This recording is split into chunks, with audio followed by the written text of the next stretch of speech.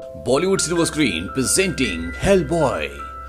ये कहानी शुरू होती है सन 1944 से। ये वो वक्त होता है जब वर्ल्ड वॉर 2 लगभग खत्म हो चुका है, लेकिन हिटलर अभी भी हार नहीं मानना चाहता। वो किसी भी कीमत पर यूएन को हराना चाहता है। वहीं यूएन सेना की एक टुकड़ी स्कॉटलैंड के एक टापू पर पहुंचती है। यहाँ पर ट्रॉन्डम एबी के खंडर होते हैं और यूएन की पूरी सेना आगे बढ़ना शुरू करती है। इनके साथ प्रोफेसर ट्रेवर ब्रूम भी होते हैं और वो इन्हें बताते हैं कि ये वो जगह है जहाँ पर पास्ट और प्रेजेंट दोनों एक साथ मिलते हैं, जहाँ पर हमारी दुनिया और दूसरी दुनिया के रास्ते मिल जाते हैं। लेकिन उनकी बातों पर किसी को यकीन नहीं आता। अब जब ये थोड़ी सी आगे जाते हैं तो ये देखते हैं कि वहाँ पर कुछ लोग कुछ काम कर रहे होते हैं और इन्हीं लोगों में एक आदमी होता है ग्रिगोरी, और ये हिटलर के लिए काम करता है। ग्रिगोरी के 2 शिष्य भी होते हैं, एक का नाम होता है कार्ल और दूसरी का नाम होता है इल्सा।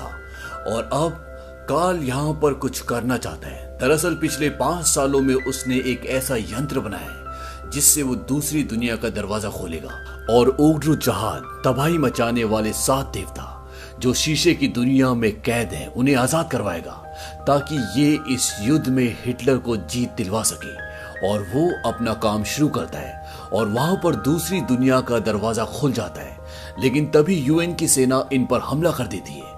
इन दोनों के बीच में काफी लड़ाई होती है और जो दरवाजा उन्होंने खोला होता है, प्रोफेसर ब्रूम उसकी तरफ एक बॉम्ब फेंकते हैं और जब वो बॉम्ब ब्लास्ट होता है तो वो दरवाजा बंद हो जाता है। और दरवाजा बंद होने के साथ साथ ग्रिगोरी भी उस दरवाजे के अंदर खींचा चला जाता है और वो पूरी तरह से उस दरवाजे के अंदर जाकर गायब हो जाता है। और ग्रिगोरी के शिष्य कार्ल और इल्सा यहाँ से भाग जाते हैं और बाकी जितने भी जर्मन्स होते हैं उन्हें यूएन की सेना मार देती है।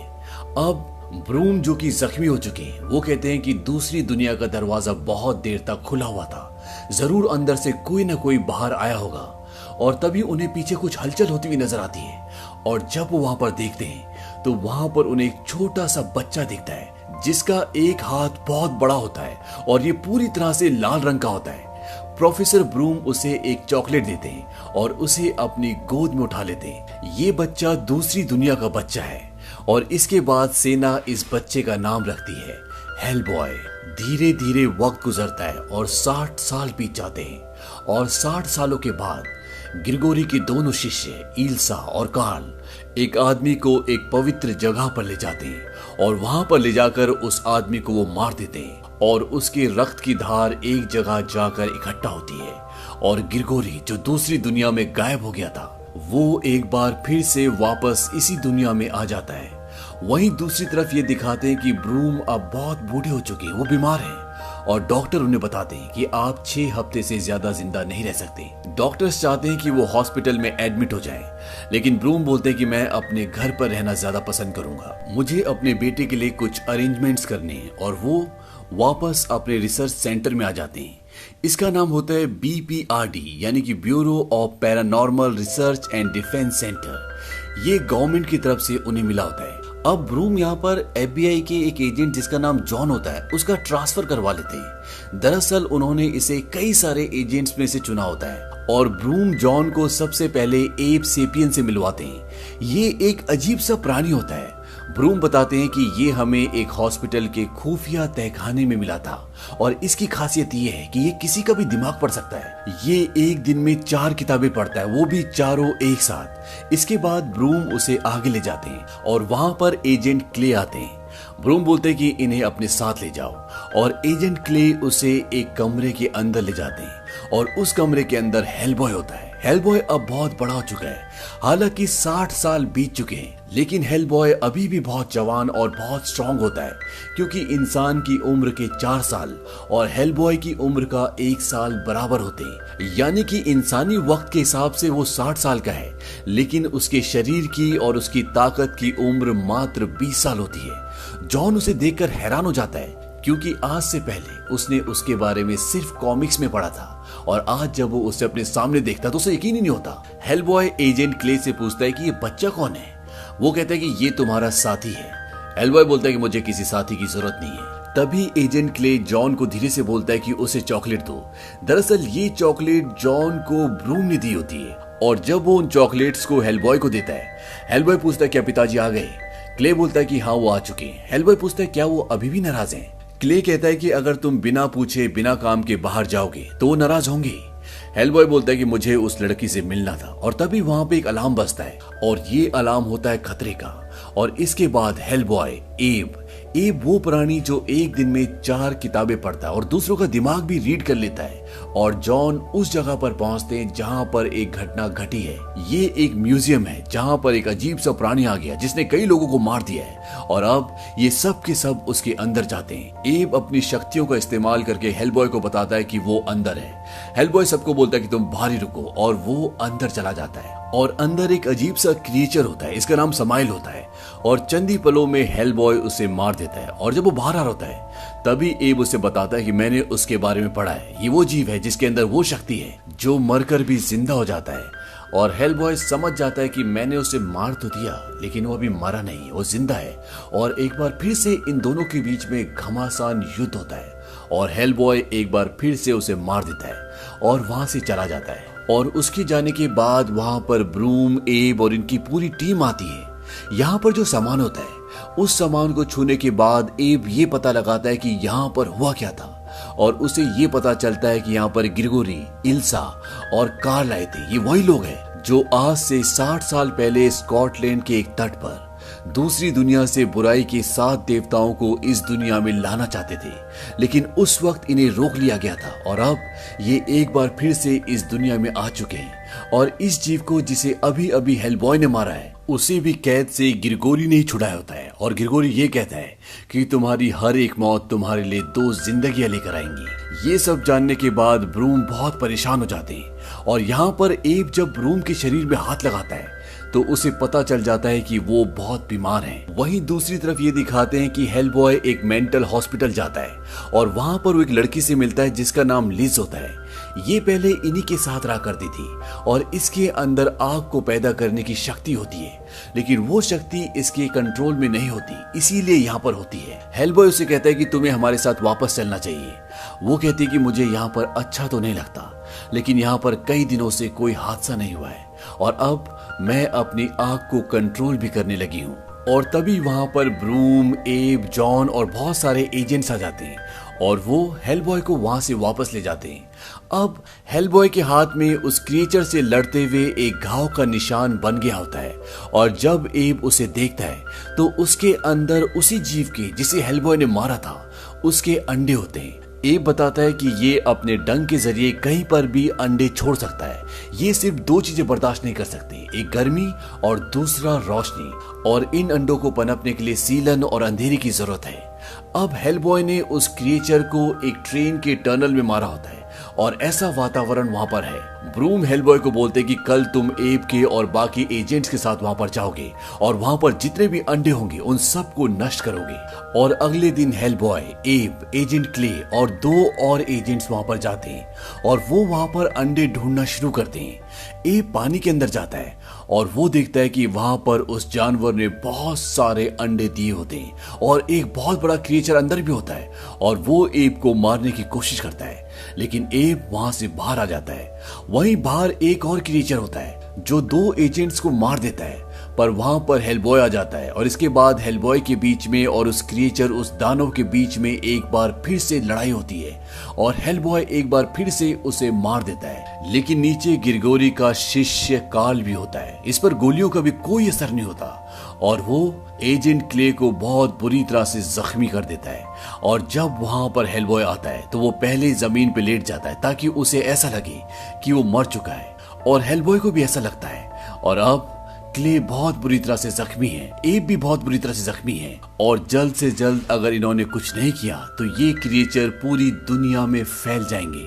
वहां पर ये दिखाते हैं कि जिस क्रिएचर को हेलबॉय ने मारा होता है उसके अंदर से 2 रोशनियां निकलती हैं, यानी कि जब भी ये किसी एक क्रिएचर को मारेंगे तो वो 2 रूप में पैदा हो जाएगा। वहीं जॉन लिज को मनाकर वापस उस ठिकाने पर ले आता है जहां पर हेलबॉय, एब, ब्रूम ये सब रहते हैं। ब्रूम लिज को देखकर बहुत खुश होते हैं। वो कहते हैं कि मैं चाहता हूं कि तुम वापस आ जाओ। लिज कहती है कि मैं सिर्फ 2 दिनों के लिए आई हूं, इसके बाद मैं वापस चली जाऊंगी। तभी वहां पर हेलबॉय भी आ जाता है और वो लिज को देखकर बहुत खुश होता है। दरअसल वो लिज से प्यार करता है, लेकिन अभी तक उसने लिज से अपने प्यार का इजहार नहीं किया। वो कई सारे लेटर्स लिखता है ताकि वो अपने दिल की बात उनमें लिख सके। और तभी वहां पर लिज आ जाती है। लिज उसे बताती है कि मैं बाहर जा रही हूँ कॉफी पीने के लिए। हेलबॉय पूछता है किसके साथ, वो बताती है कि जॉन के साथ। इस बात से उसे गुस्सा आता है। उसे लगता है कि ये जॉन को पसंद करती है और लिज जॉन के साथ बाहर कॉफी पीने चली जाती है। लेकिन हेलबॉय उनका पीछा करता है और अंदर ही अंदर इस बात से दुखी हो रहा होता है कि अब लिज और जॉन एक साथ हैं। लेकिन सच्चाई ये होती है कि लिज भी उसे पसंद करती है, लेकिन वो थोड़ा सा कंफ्यूज्ड होती है और वो यही सारी बातें जॉन से कर रही होती है। वहीं दूसरी तरफ ये दिखाया जाता है कि मिस्टर ब्रूम कार्ल की बॉडी को चेक करते हैं जिसने मरने का बहाना किया होता है और वो देखते हैं कि उसकी बॉडी में खून की एक बूंद भी नहीं होती। उसका जन्म 1897 में हुआ था, यानी कि ये इंसान नहीं होता। और जब मिस्टर ब्रूम नीचे चले जाते हैं तो ऊपर ये दिखाया जाता है कि कार्ल उठ जाता है और वो अपने कपड़े पहनकर नीचे आ जाता है जहां पर मिस्टर ब्रूम होते हैं। मिस्टर ब्रूम कार्ल को देखते हैं और वो समझ जाते हैं कि ये एक चाल थी। वो कहते हैं कि मैंने कठपुतली को तो देख लिया, लेकिन इसे चलाने वाला कहाँ है। और तभी ये दिखाया जाता है कि वहां पर सोफे पर ग्रिगोरी बैठा होता है। वो कहता है कि बहुत खूब प्रोफेसर ब्रूम। वो प्रोफेसर ब्रूम को बताता है कि आज से 60 साल पहले अगर तुमने हेलबॉय को खत्म कर दिया होता तो आज ऐसा कुछ भी नहीं होता। वो कहता है कि मैं तुम्हें भविष्य की एक झलक दिखाना चाहता हूँ। और वो प्रोफेसर के सिर पर हाथ लगाता है और प्रोफेसर को विजन्स आते हैं और उनमें वो ये देखते हैं हेलबॉय के दोनों सींग पूरी तरह से बढ़ चुके हैं और पूरी दुनिया जल रही है। वो प्रोफेसर ब्रूम को कहता है कि तुम्हारा ऊपर वाला हमेशा खामोश रहता है, लेकिन जब भी मैं मरता हूँ मेरा मालिक मेरे अंदर समाकर मुझे जिंदा कर देता है। और उन्होंने मुझे उस बच्चे का नाम भी बताया जिसे तुम हेलबॉय कहते हो। क्या तुम उसका नाम जानना चाहोगे? प्रोफेसर ब्रूम कहते हैं कि नहीं, वो मेरा बेटा है और तुम इस सच को कभी बदल नहीं सकते। और इसके बाद प्रोफेसर ब्रूम कहते हैं कि मैं तैयार हूं और कार्ल उन्हें मार देता है। और जब भी बात हेलबॉय को पता चलती है तो वो वापस आता है और अपने पिता की यानी कि प्रोफेसर ब्रूम की डेड बॉडी को देखकर वो पूरी तरह से टूट जाता है, क्योंकि हेलबॉय का इस दुनिया में प्रोफेसर ब्रूम के अलावा कोई भी नहीं था। यहाँ पर प्रोफेसर ब्रूम की बॉडी के पास उन्हें एक नोट भी मिलता है जिसमें सेबेस्टियन प्लेगबा नंबर 16 लिखा होता है और ये मॉस्को से कुछ ही दूरी पर होता है। और इसीलिए हेलबॉय, मायर, लिज और कुछ एजेंट्स उस जगह तक पहुंच जाते हैं। इनके साथ एब नहीं आता क्योंकि एब की तबीयत ठीक नहीं है, वो घायल है। और अब इन्हें वहां पर पुराने खंडर दिखते हैं और ये सब के सब उसके अंदर चले जाते हैं। ये बहुत ही खतरनाक होते हैं और साथ ही साथ इन पुराने खंडरों के अंदर बहुत बड़ी बड़ी मशीन्स होती हैं। इनके सामने कार्ल आ जाता है। कार्ल वही है जिसने प्रोफेसर ब्रूम को मारा होता है और वो हेलबॉय पे हमला कर देता है। लेकिन हेलबॉय उससे बहुत ताकतवर है और उसे पता है कि इसने मेरे पिता को मारा था, इसीलिए हेलबॉय उसे बहुत बुरी तरह से मार देता है। लेकिन अब तक हेलबॉय से लिज और जॉन मायर अलग हो चुके होते हैं और इन्हें वहां पर उस जीव का नया ठिकाना भी मिल जाता है जिसे सैमल्स कहते हैं। और वहां पर उसने काफी सारे अंडे दिए होते हैं और यहाँ पे उसी तरह के कई सारे जीव होते हैं और ये सब के सब उन पर हमला कर देते हैं। हेलबॉय उनसे लड़ने की कोशिश करता है, लेकिन इतने सारों के साथ एक साथ लड़ना बहुत मुश्किल है। लिज ये सब देखकर जॉन को बोलती है कि मुझे थप्पड़ मारो ताकि उसे गुस्सा आए और वो अपनी आग की पावर को इस्तेमाल कर सके। जॉन मायर ऐसे करता है और तभी उसके हाथ में आग जलना शुरू हो जाती है। वो जॉन को बोलती है कि तुम यहाँ से चले जाओ और जॉन एक पत्थर के पीछे छुप जाता है। और इसके बाद लिज अपनी आग की पावर से वहां पर जितने भी वो जीव होते हैं और उनके अंडे होते हैं उन सब को जलाकर राख कर देती है। और उन सब के खात्मे के साथ साथ लिज और हेलबॉय दोनों बेहोश हो जाते हैं। और जब हेलबॉय को होश आता है तो वो देखता है कि उसे जंजीरों से जकड़ा हुआ है। उसके आगे ग्रिगोरी और उसकी शिष्य इल्सा होती है और वहां पर लिज भी होती है जो अभी भी बेहोश है और जॉन मायर को बंदी बनाया हुआ है। और वहां पर एक बहुत बड़ा पत्थर भी होता है। ये सन 1908 में आसमान से गिरा होता है और ये दूसरी दुनिया का दरवाजा खोलने का रास्ता होता है। दरअसल आज ग्रहण की रात होती है और ग्रहण की रात को दूसरी दुनिया का दरवाजा खोला जा सकता है। ग्रिगोरी हेलबॉय को बोलता है कि तुम्हें क्या लगता है कि तुम्हारा एक हाथ इतना बड़ा क्यों है? दरअसल ये दूसरी दुनिया का ताला खोलने की चाबी है और अब तुम हमारे लिए दूसरी दुनिया का ताला खोलोगे। हेलबॉय मना कर देता है। ग्रिगोरी बोलता है कि शायद तुम लिज की आत्मा के बदले दरवाजा खोलना चाहोगी और वो लिज की आत्मा को निगल जाता है। ग्रिगोरी हेलबॉय को बोलता है कि अगर तुम लिज को वापस पाना चाहते हो तो उसकी आत्मा दूसरी तरफ इंतजार कर रही है जिसके लिए तुम्हें दरवाजा खोलना ही पड़ेगा। हेलबॉय उन तालों को, उन फंदों को तोड़ने की कोशिश करता है। ग्रिगोरी बोलता है कि तुम्हारा असली नाम इन तालों पर लिखा है, तुम इन्हें नहीं तोड़ सकते, तुम अपना असली नाम पुकारो। हेलबॉय बोलता है ठीक है, लिज की खातिर। ग्रिगोरी बोलता है बोलो, अनुग उनरामा। और हेलबॉय भी ऐसा ही बोलता है, और जैसे ही वो अनुग उनरामा बोलता है उसके ताले खुल जाते हैं, और साथ ही साथ जो उसके सींग जो कि कटे हुए होते हैं, बहुत छोटे होते हैं, वो पूरी तरह से ग्रो हो जाते हैं, जिनमें आग जल रही होती है। और वो उस पत्थर के पास जाता है जो सन 1908 में आसमान से गिरा था, जो दूसरी दुनिया का रास्ता है। और हेलबॉय का हाथ उस पत्थर को, उस दरवाजे को खोलने की चाबी है। यहाँ पर ग्रहण पूरी तरह से लग चुका है, और हेलबॉय उस पत्थर के अंदर एक छेद होता है, उसमें हाथ डालता है, और जब वो उसे घुमाता है तो एक तेज रोशनी ऊपर की तरफ जाती है और वो सीधा चांद से टकराती है, और दूसरी दुनिया का रास्ता खुल जाता है।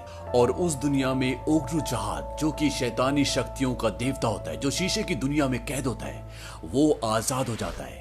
इसके बाद हेलबॉय को एक और ताला खोलना है, जिससे वो हमारी दुनिया में आ जाएगा। और जब वो ऐसा करने वाला होता है, तभी जॉन मायर उसे बोलता है कि तुम भूलो मत कि तुम कौन हो, और वो उसकी तरफ उसके पिता का, यानी कि प्रोफेसर ब्रूम का गले का क्रॉस फेंकता है। और जब हेलबॉय उसे देखता है तो उसे अपनी अच्छाई, अपने पिता के सपने की याद आ जाती है, और वो अपने वो सिंग जो अभी अभी पूरी तरह से उग चुके, उन्हें तोड़ देता है। और उनके टूटने के साथ ही दूसरी दुनिया का दरवाजा बंद हो जाता है। ग्रिगोरी बोलता है कि तुमने ये क्या किया? हेलबॉय बोलता है कि मेरी मर्जी। और जो सिंग उसने तोड़ा होता है वो ग्रिगोरी के शरीर के आर पार कर देता है। इसके बाद वो लिज को उठाता है और वहां से जाने लगता है, लेकिन ग्रिगोरी अभी भी मरा नहीं होता। वो कहता है देखो तुमने क्या किया, तुमने मुझे मार दिया और जन्म दिया एक भयंकर दानव को, और उसके अंदर से एक बहुत बड़ा विशाल दानव निकलता है, और वो सबसे पहले इल्सा को मार देता है, जो कि खुद ग्रिगोरी की साथी होती है। और इसके बाद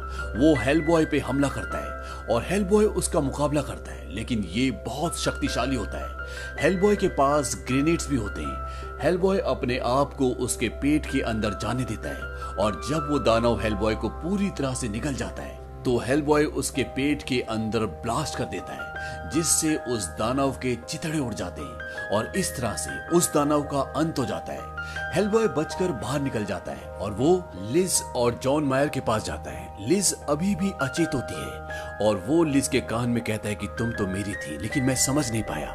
और तभी लिज को होश आ जाता है, वो हेलबॉय के गले लग जाती है। वो हेलबॉय से बोलती है कि उस अंधेरे में मुझे तुम्हारी आवाज आ रही थी, तुम क्या बोल रहे थे? हेलबॉय कहता है कि मैं कह रहा था कि एक जहन्नुम के रखवाले, इसे छोड़ दो, अगर मैं उस तरफ आया तो तुम्हें बहुत भारी पड़ेगा। और इस तरह से इस कहानी का एक सुखद अंत होता है। इस कहानी में लेखक ने ये बताया है कि हेलबॉय एक बुरी दुनिया का, काली दुनिया का इंसान जीव होता है, लेकिन प्रोफेसर ब्रूम के प्यार और उनके अच्छे संस्कार से वो पूरी तरह से बदल जाता है। वो मानवता के हित के लिए काम करता है, हमेशा इंसानियत को आगे रखता है, और अपनी शक्तियों का गलत इस्तेमाल नहीं करता। जबकि कई बार खुद इंसान होने के बाद भी ऐसे काम करता है जो इंसानियत के खिलाफ होते हैं, और जिससे हमेशा तबाही आती है। ये फिल्म रिलीज हुई थी ईयर 2004 में। इस फिल्म की IMDb पे रेटिंग है 6.8। इस फिल्म का बजट था $66 मिलियन, और बॉक्स ऑफिस पर इसने कमाई की थी $99 मिलियन की। उम्मीद करते हैं कि ये कहानी आपको पसंद आई होगी।